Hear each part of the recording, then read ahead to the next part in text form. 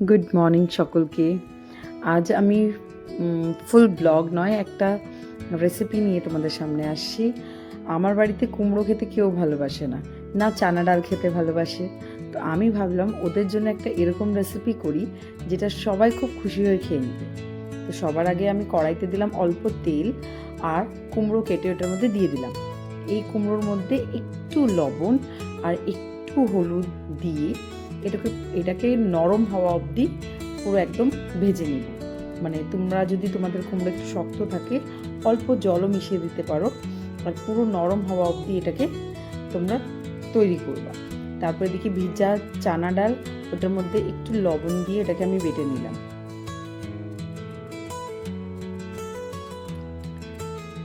এটা হচ্ছে এই ধরনের পেস্ট তোমাদের করতে হবে।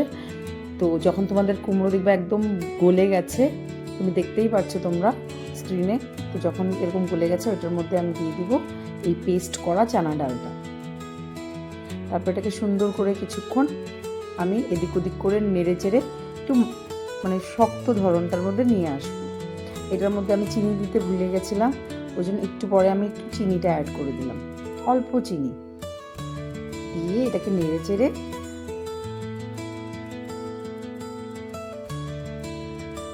যেরকম আমরা ধোকাটা করি সেম ওইভাবেই তোমরা এটা রেডি করে নেবে। তারপর একটা থালার মধ্যে একটু তেল দিয়ে ওইটার মধ্যে এই যে তোমরা ডোটা রেডি করছো এই ডোটাকে দিয়ে চারিদিকে ছড়ায়, তোমাদের যেরকম শেপ ভালো লাগে। অনেকজন পনির শেপে কাটতে ভালোবাসে, অনেকজন বরফি শেপের কাটতে ভালোবাসে, আমি স্কোয়ারটা ভালোবাসি, আমি ওই শেপেটা কেটে নিব। মানে কুমড়ো দেওয়াতে জাস্ট কালারটা দেখো কি সুন্দর কালার হয়েছে ধোকাটার। আর আমি একটু কুমড়ো খেতে ভালোবাসি, যার জন্য আমি ছোটো ছোটো কুমড়োর পিস রেখে দিচ্ছিলাম, যাতে যখন আমি ধোকাটাকে বাইট করি কুমড়োর টেস্টটা যাতে আমার মুখে আসে। তারপর আমি এটাকে কেটে নিচ্ছি, আমি একটু স্কোয়ার শেপেই এটাকে কেটে নিচ্ছি।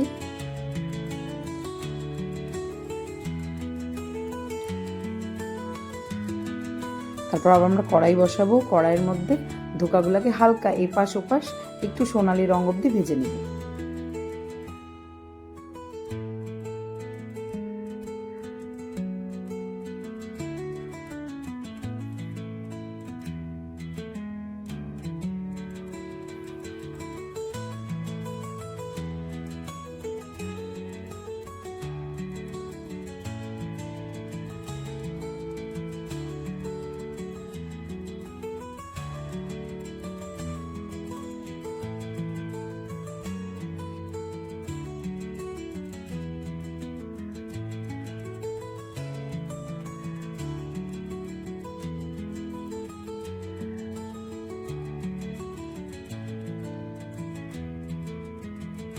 সবগুলো ধোকা আমি এইভাবে করে ভেজে নিয়েছিলাম।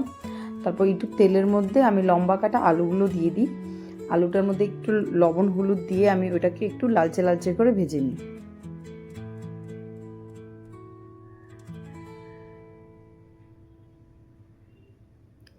তারপর কড়াইতে আবার তেল দিয়ে ওইটাতে একটু গোটা জিরা, তেজপাতা, গোটা এলাচ, শুকনো লঙ্কা, দারচিনি দিয়ে একটু ভাজা ভাজা করে নিই। তারপর আমি এখানে দেখাতে ভুলে গেছি, আমি টমেটো, কাঁচা লঙ্কা, আদা, একটু কাজু দিয়ে আমি একটা পেস্ট বানাইছিলাম, ওই পেস্টটা তারপর আমি এটার মধ্যে দিয়ে দিই।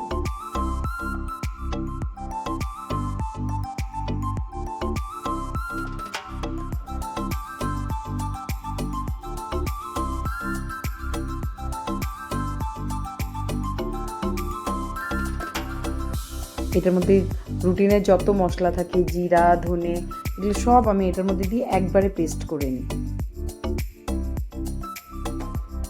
তারপর মশলাটাকে সুন্দর করে ভেজে নিব।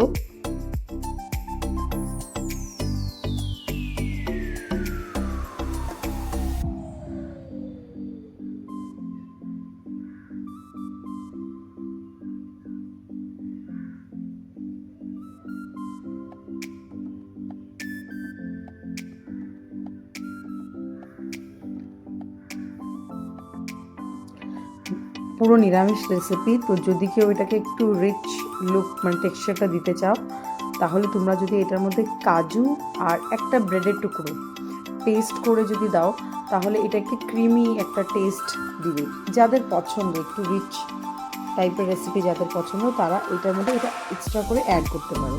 আমি করি নাই, কারণ আমার রাত্রিবেলার মানে ডিনারের জন্য আমি করছিলাম, তো ওইটার জন্য এটার মধ্যে আমি কোনো কিছু রিচ কিছু অ্যাড করিনি। তারপর একটু জল দিয়ে দিয়ে এটাকে কষায় নিব, আর এটার মধ্যে আলু দিয়ে দিব। এখন দিচ্ছি আমি একটু চিনি আর আলু দিয়ে দিব। আলু দিয়ে দেখো মশলাটা কি সুন্দর করে কষে গেছে। তারপর তোমরা এটার মধ্যে যেমন গ্রেভি তোমরা রাখতে চাও ওই হিসাবে তোমরা এটার মধ্যে দিয়ে দেবা জল।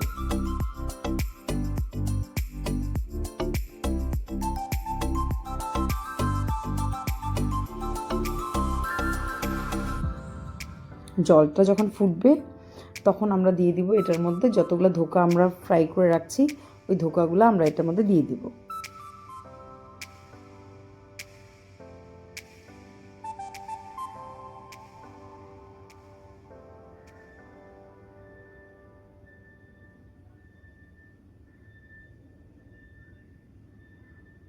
দেখো তেল পুরো ছেড়ে দিচ্ছে উপরে। তারপর আমি ধোকাগুলো এটার মধ্যে দিয়ে দিলাম, দিয়ে এটাকে একটু মানে ফুটিয়ে নিয়ে যত গ্রেভি তোমাদের দরকার ওই হিসাবে করে তোমরা নামিয়ে নিবা। আমি এটার মধ্যে গরম মশলা ইউজ করিনি, কারণ স্টার্টিংয়ের মধ্যেই আমি গরম মশলা গোটা গরম মশলা দিচ্ছিলাম, ওই জন্য এক্সট্রা করে কোনো গরম মশলা আমি এটার মধ্যে অ্যাড করিনি।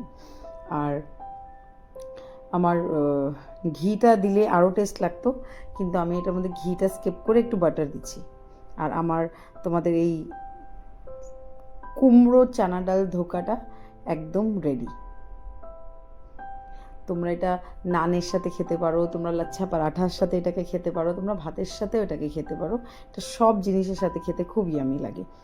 মাস্ট ট্রাই রেসিপি, এটাকে ট্রাই করবা, আমাকে কমেন্ট করে অবশ্যই জানাবা যে তোমরা এটাকে কিভাবে রান্না করলা, কোনো নতুন ধরন করে তোমরা এটাকে রান্না করলা, বা তোমরা এটাকে সেম আমি যেরকম করেছি সেরকম করে করেছো। আর তোমাদের কাছে প্লিজ প্লিজ প্লিজ যদি কোনো রেসিপি থাকে আমাকে কমেন্ট করে জানিও, তোমার রেসিপিটা আমাকে পাঠিও।